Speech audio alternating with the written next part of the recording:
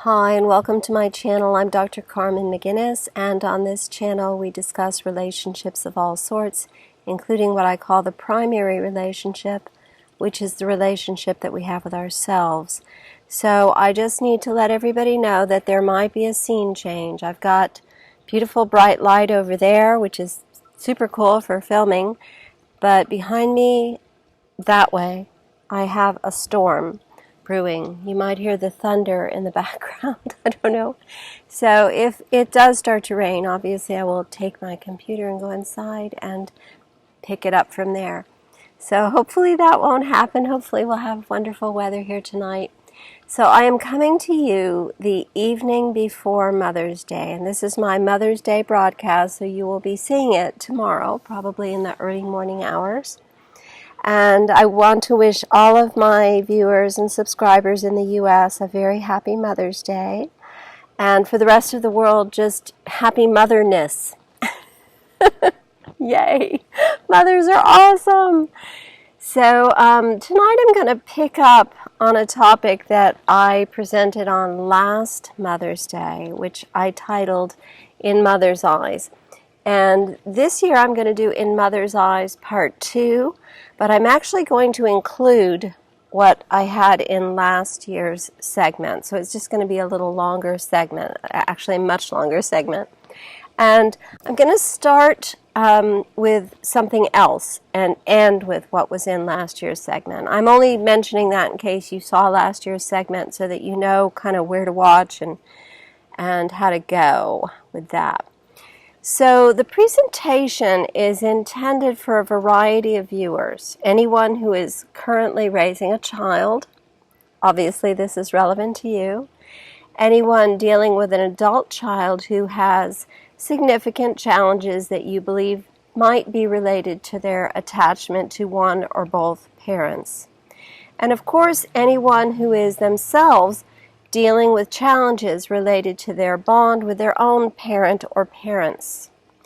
And as always, other therapists and interested parties might find this information helpful for someone that they are mentoring themselves.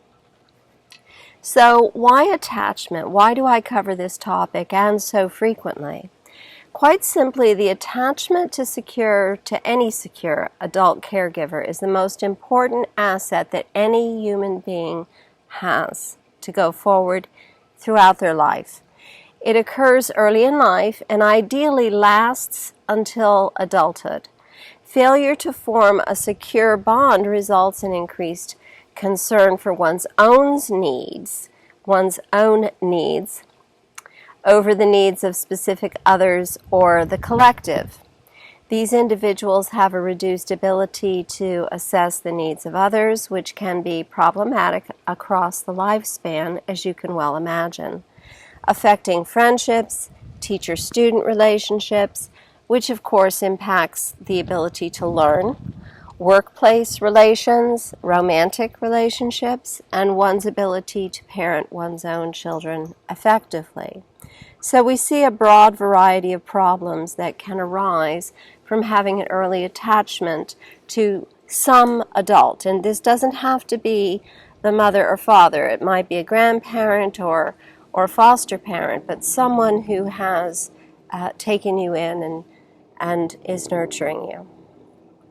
This bond can exist between child and any other loving caregiver. But today we're going to focus on the mother because that's the most typical first attachment that we see.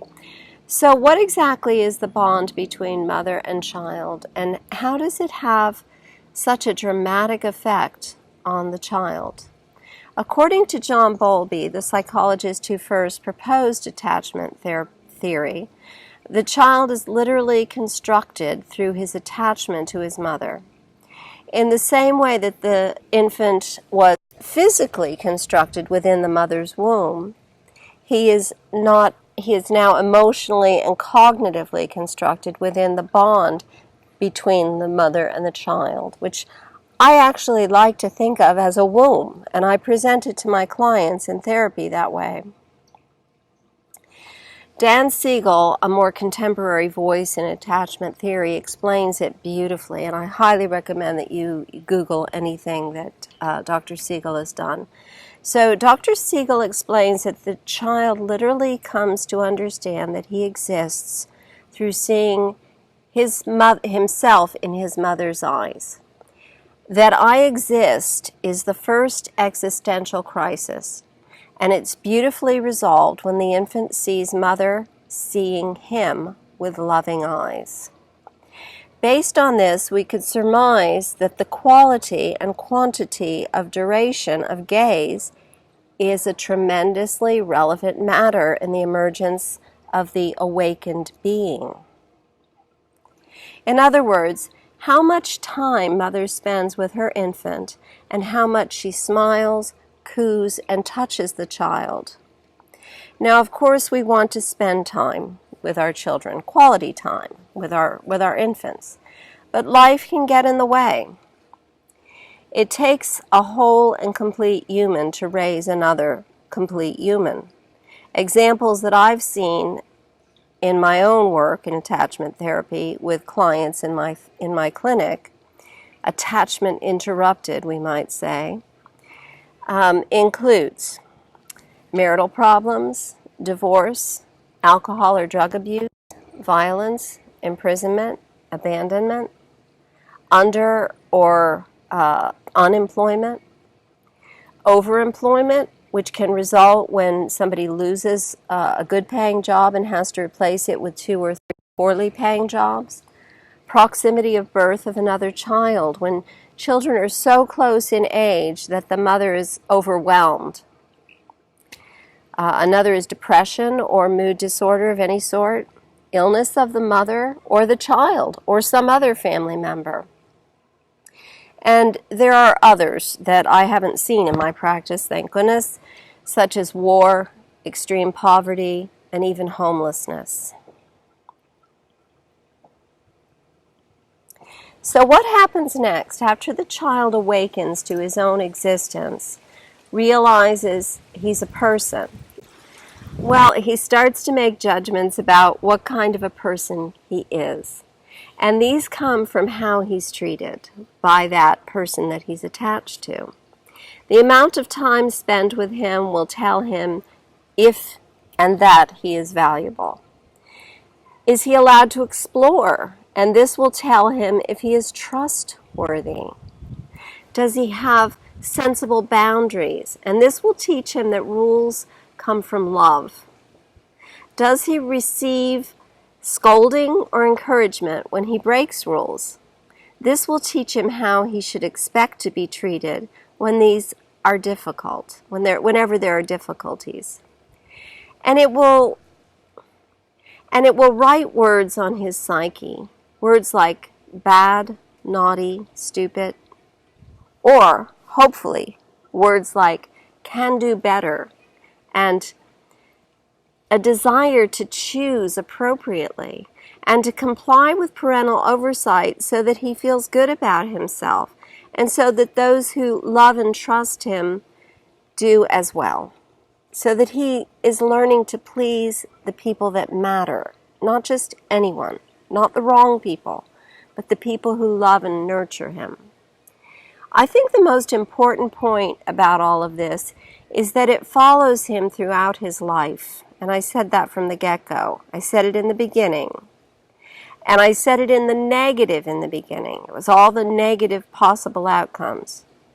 So now I'm going to repeat it in the positive. Successful formation of a secure bond results in increased concern for others or the collective. These individuals have an increased ability to assess the needs of others, which can be supportive throughout their lifespan and the lifespan of others, affecting friendships, teacher-student relationships with increased ability to learn from others, improved workplace relations, successful romantic relationships, and effective management of one's own children. So we see that when things go well, the wording changes. There are 3 very specific activities that you can do now as follow-on to what I've just talked about. And these are intended to help you, 1, think about how you were parented. 2, fine-tune your thoughts on how you were parented. 3, rewrite any unpleasant narratives that were cast on you so that you can fully enjoy self-love, love of others, and abundance in your life today. I'll describe each for you here now, and you can pause between them as I proceed, pause the video. Or if you're someone who likes paper and pen in front of you while you soul search, you can purchase the chapter in Mother's Eyes, that's the name of the chapter, in my book, Raising Your Inner Child. The chapter is 50 cents on my website, tippittytap.net, and I'll put a link below this video so that you can go there if you wish to purchase it, print it, and use it at your leisure. Okay, so as far as video content goes, here we go. Activity number 1. Write down 5 adjectives that describe your relationship with your primary caregiver as a child. Probably your mother, but if someone else, then feel free to use them for this activity. And in some cases, people might do this separately. They might have a mother, or grandmother, or mother or father who is very present. So if more than 5 adjectives flow easily, then please include them as well. And just pause the video at this point, if you're doing this off the video rather than the chapter. And do that. So, activity 2. For each of the adjectives written in the first activity, write out 1 example of when this adjective was demonstrated during your childhood between you and your primary caregiver. So, be thorough. If you have trouble with this, it might be an indication that you have something of a fantasy bond relationship with your memories of your mother. And I will put a link here to another video segment that I did on that topic. So in this case, simply notice that you're finding this difficult to do. You're finding it difficult to think of examples for these adjectives, and instead write what you might imagine that adjective would have looked like had your childhood been more as you wished it had been. And activity number 3 is one we completed last Mother's Day in part 1 of this segment, though I feel it's best left as the 3rd step. So write down what you saw in your mother's eyes, whatever it was. And you're not going to remember this. You were an infant. You're not necessarily going to remember your mother's eyes looking back at you and flirting with you in that mummy way that we mummies do. But you are going to have some memory, some trace of what it left there, what you saw. So whatever it was, write out a word for it, even if it's not a pleasant thing. Rage, forgiveness, love, joy, regret, whatever it is, write the word. This is a worksheet for you to contemplate what you would like to select for yourself, those words your mother left behind with you, which ones of them you want to hold on to, and which ones of them you want to let go of. So if it was rage, for instance, we can set that free. And as I started this part of the video, an eagle flew overhead. It was an eagle. It was absolutely spectacular. We do have eagles in Florida. He saw me look up. So you can release these things, and sometimes we release them as a visualization, like imagining releasing a bunch of wrens from a cage, or butterflies, or an eagle flying by. So what aspects you would like to reflect to the world versus those that you would like to notice and then release. That's really what you're working on in this part of the activity. This activity is a means for you to reclaim yourself and decide who you are, who you want to be, who you want the world to see, and what parts you can just simply leave behind. They no longer serve you. This isn't a single sitting activity or even a week's work. It didn't take a week for that list of fears and things you don't want to hold on to accumulate. And it won't take just a week to work through them. When you do notice that you're fearing or thinking about them, simply acknowledge them. It's important that you don't hide from them. Honor that they still have power in your life, and then set them free again. Then just let them go, moving instead to those things that you wish to reflect to the world. And this may take a few goes. Sometimes it's hard to let go of old stuff. Now, some people are just fine after this activity. They feel purged and new. Others need to sort of integrate what happened, make sense of their childhood a little bit more than just this. And if you are one of those, then I recommend that you view my segment called Rewriting Your Personal Narrative, and I'll put a link here for you. So that's what I have for you today. It was quite long if you paused in between and did the activities. And if not, but you did find that this resonates and seems important and might be helpful in your world or the world of someone that you care about, then please do go purchase the chapter on my website, tippitytap.net, and I will, I'm not sure if I said it, but it is 50 cents. Big purchase. So I'll put a link for that below, and chapters to that book will be coming out all summer, 1, 2, and 3 chapters a week, and it will be completely up hopefully by the end of June. And I thank you very much for coming and viewing tonight. I hope that your Mother's Day is amazing, or just your Sunday if you're not in the U.S., and I look forward to seeing you midweek on Wednesday for my midweek sneak peek as to my content next Sunday. Until then, have a blessed week. See you soon.